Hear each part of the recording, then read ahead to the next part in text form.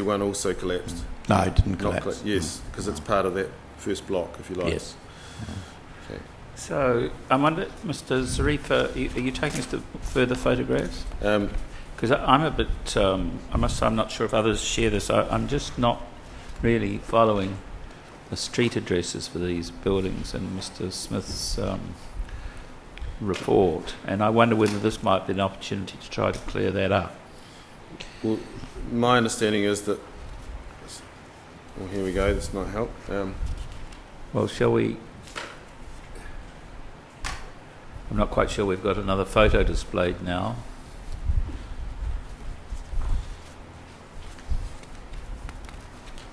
I don't know what's happening.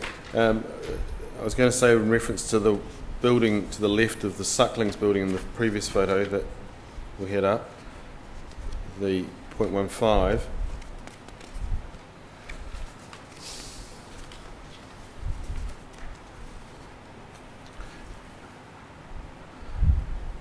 Can we get that photo? I don't know why we're seeing. Okay. We'll see here. We'll perhaps go to 0008.9.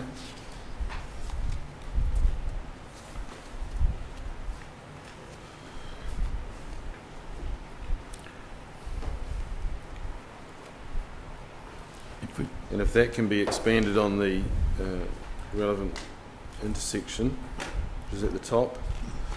Okay. Now, Mr. Smith, just describe by reference to those numbers what comprises the building that we're talking about. Yeah, 617 is the corner building. The one that's not actually labelled is 621 between 617 and 623. Right. 623 is the first building to have lost its facade. And is that the one that still looks, from a lay person's point of view anyway, to be part of the 617 building? Yes, almost, yes. Right. Certainly in terms of roof form. 625? Is to the north. And then on the Chewham Street frontage? 143 is quite well down Chewham Street. Right, and is that building seems to jut out beyond the 617 building? Yes, it does. So 143, 617 to 625, was that all one? That was all strengthened as one operation. Right, but is it built as one building? No, I don't believe so. No. So to the north, up Colombo Street, next door to 625 is 627. I believe so, yes. And then we have 629. 629. Now, can I just bear with me, Mr. Zarifa, will you please? Mr. Smith, at page 4 of your report, in the second to last paragraph on that page, you say the front facade of the buildings 623 to 629 Colombo Street collapsed into Colombo Street. Correct.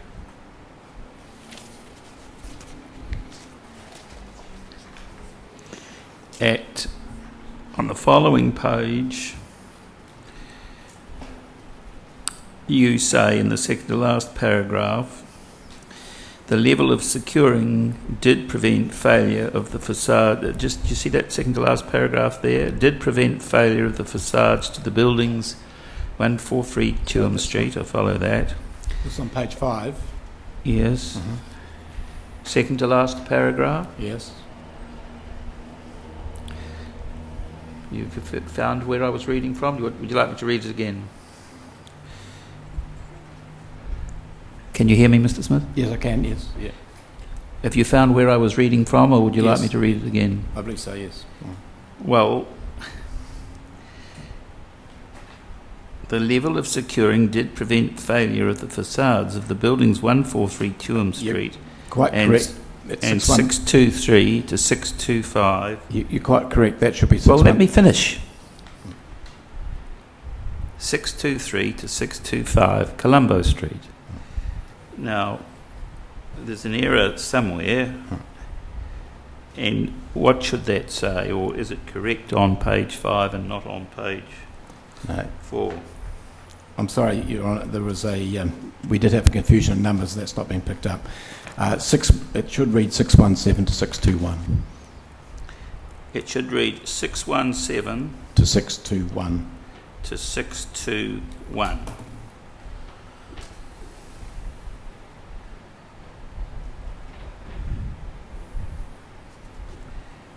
Right.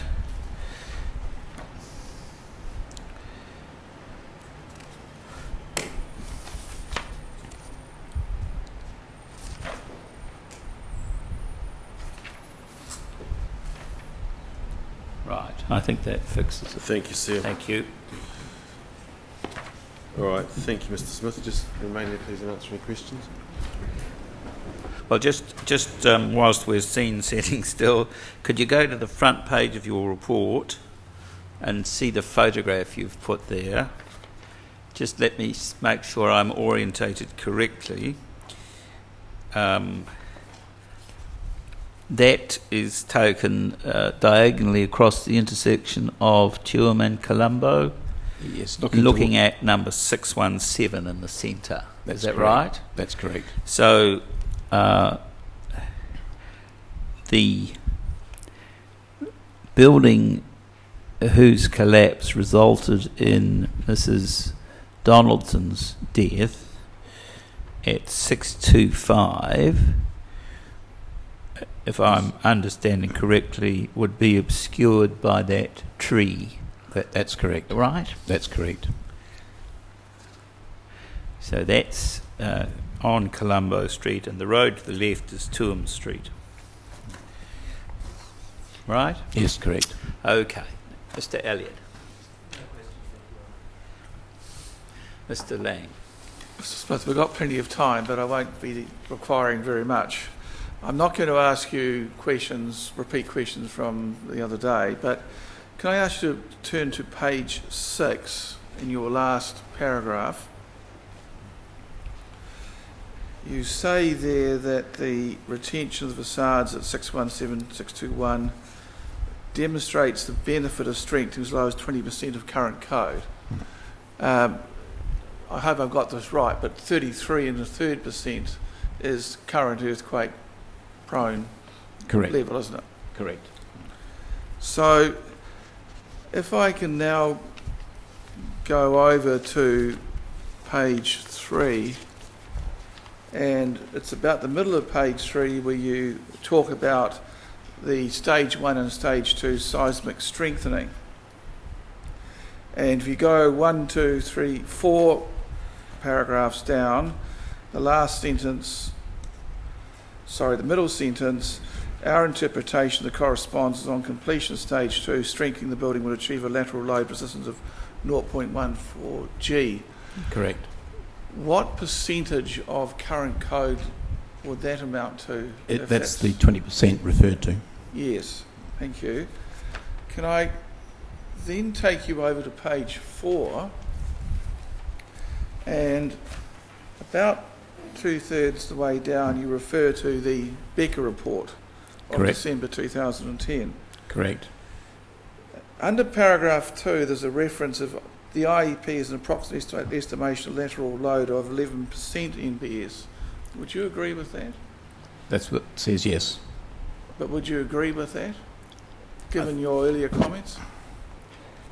I think, as I understand it, the IEP that was used to establish the 11% was made without reference to the previous strengthening. An IEP is only an approximate means of assessing the strength of a building. And I think they possibly allowed for some effects of damage from the previous earthquake. Yes, so certainly from your point of view, you would stand by your estimate of 20% of current code. I believe that's what it was designed for. Yes. And that would have been in excess of the definition of earthquake prone under the 1999 Building Act, wouldn't it? I believe so, yes. Yes, thank you.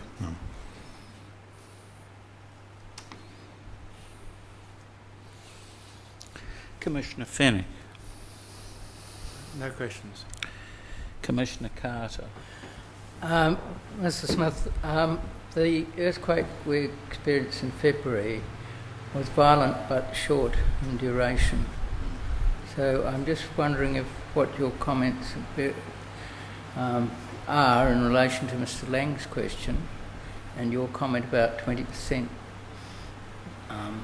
level as compared to the IEP of 11%.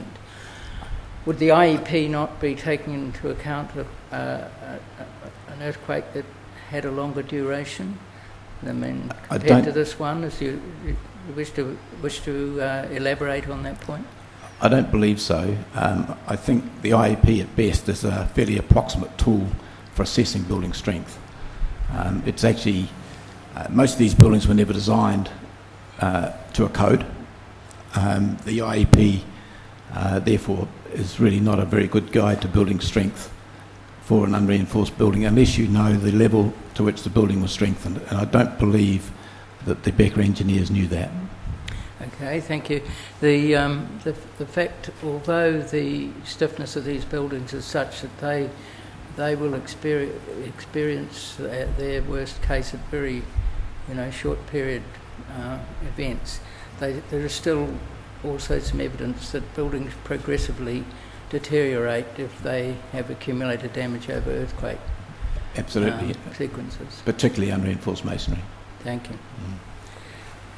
Mr. Smith, just if you'd go to page 2 of your report, please.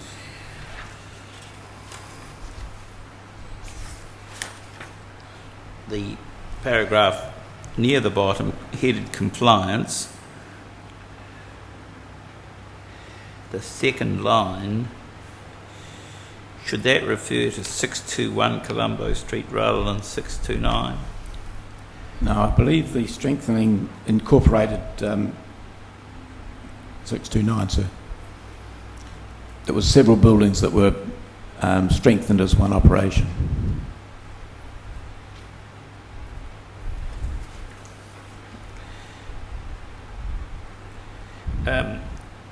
So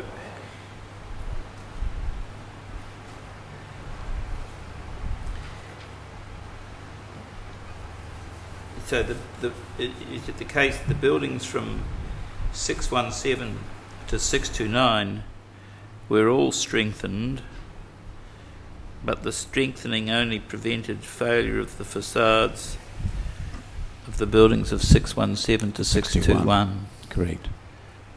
Right. So the facades of some of the building that was strengthened did fail.